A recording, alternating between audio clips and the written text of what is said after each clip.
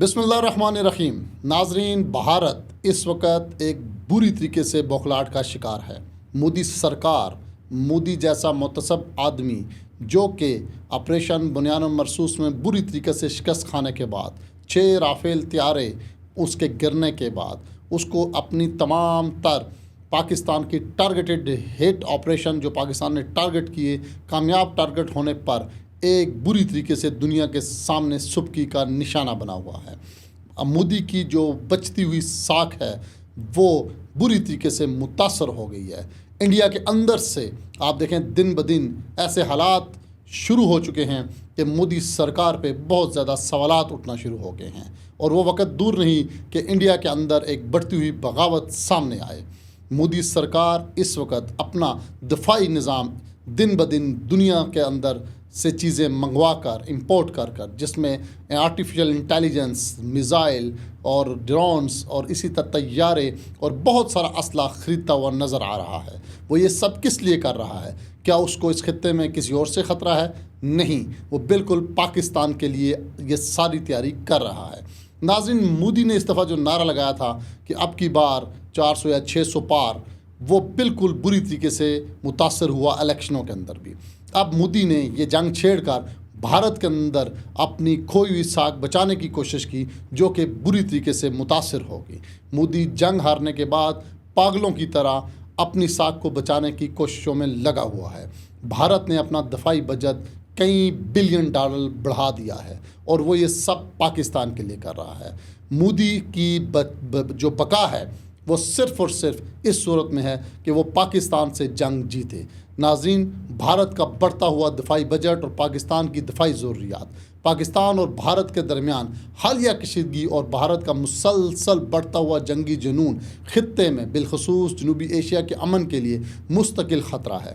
بھارت عسکری حکمت عملی ہمیشہ پاکستان کے گرد گھومتی رہی ہے، چاہے وہ سرحدی خلاف ورزیاں ہوں یا اسپانسرڈ دہشت گردگی، جیسا کہ آپ نے بلوچستان کے اندر دیکھا اور کئی عرصے سے دیکھتے آ رہے ہیں، چاہے وہ جعفر ایکسپریس ہو یا کئی اور معاملات۔ بھارت کا چہرہ بے نقاب ہوتا نظر آیا ہمیشہ۔ مارکہ حق میں ناکامی کے بعد جنگ بندی کے اصول کے مطابق بھارت بھاگتا ہوا امریکہ کے پاس جا پہنچا کہ پاکستان سے اس جنگ کو رکوایا جائے۔ پاکستان نے دہشت گردی کے خلاف طویل جنگ لڑی، جس کے لیے پوری دنیا میں پاکستان کا ایک اہم کردار رہا ہے۔ بھارت کا دفاعی بجٹ جو اس سال 2025-26 ہے، 6,81,210 کروڑ روپے، تقریباً 77.4 ارب ڈالر تک پہنچا دیا گیا ہے، جو کہ گزشتہ 9.5% سے زیادہ ہے۔ گزشتہ سال سے 9.5% جو ہے وہ زیادہ ہے۔ اس کی انسٹیٹیوٹ آف اسٹریٹجک اسٹڈیز اسلام آباد کے مطابق بھارت کے دفاعی اخراجات میں گزشتہ 5 سالوں میں 94% اضافہ ہوا ہے، اور 10 سالوں میں 170% اضافہ ہوا ہے، جس کا مقصد جدید ٹیکنالوجی اپنانا اور پاکستان کے خلاف دفاعی صلاحیتوں کو مضبوط کرنا ہے۔ دراصل بھارت پاکستان کو بڑا کمزور سمجھ بیٹھا تھا، اور اس نے جب یہ اٹیک کیا تو جس کا جواب اس کو بھرپور طریقے سے جب ملا تو اس کے چاروں طبق روشن ہو گئے، جس کے بعد اس نے اپنے باقی طبق کو بھی خود روشن کرتے ہوئے اپنی دفاعی تنصیبات کو دن بدن، چاہے وہ بحری ہوں، چاہے وہ بری ہوں، چاہے وہ فضائی ہوں، چاہے وہ میدانی ہوں، کو بڑھانا شروع کر دیا۔ اب بھارت ایک نئی جنگ کی تیاری کر رہا ہے، اور پاکستانی عوام اور پاکستانی فوج کو ہر وقت اس کے لیے تیار ہونا ہوگا۔ کیا پاکستانی عوام پہلے کی طرح آپریشن بنیان مرصوص کی طرح ایک پیج پر آ کے اپنی فوج کے ساتھ کھڑی ہیں؟ میں اپنی پاکستانی عوام کو یہ کلیئر کٹ بتانا چاہتا ہوں کہ مودی دوبارہ حملہ ضرور کرے گا، اور وہ اپنی بقا کی خاطر دوبارہ پاکستان پہ جنگ ضرور چھڑے گا۔ پوری دنیا سے وہ اسلحہ خرید رہا ہے، اربوں ڈالر وہ اپنی بجٹ کے بڑھا رہا ہے۔ وہ صرف اور صرف اس لیے نہیں بڑھا رہا کہ اس نے اپنا دفاع کرنا ہے، بلکہ وہ اس لیے بڑھا رہا ہے کہ اس نے پاکستان کے اوپر بھی حملہ کر کے اپنی کھوئی ہوئی ساکھ کو بچانا ہے۔ بھارت پاکستان کے خلاف بلا جواز جارحیت میں جدید جنگی ٹیکنالوجی، خاص طور پر اسرائیلی ساختہ ہیروپ بارپی اور سودامی ڈرونز کا استعمال کیا ہے، جو کہ خودکار انسانی کنٹرول والے خودکش ہتھیار بھارت اپنی فوجی طاقت بڑھانے کے لیے دفاعی بجٹ مختص کرتا جا رہا ہے، اور جدید ٹیکنالوجی پر اس کو منتقل کرتا جا رہا ہے۔ بھارتی میڈیا کے مطابق پاکستان کی سرحد کے قریب بھارتی فضائیہ کی وسیع مشقیں بھی جاری ہیں، جنہیں دوسری جنگ عظیم کے بعد سب سے بڑی فضائی سرگرمیوں میں شمار کیا جا رہا ہے۔ ان مشقوں میں رافیلز میراج 2000 طیارے شامل ہیں، سکھی 30 بھی شامل ہیں۔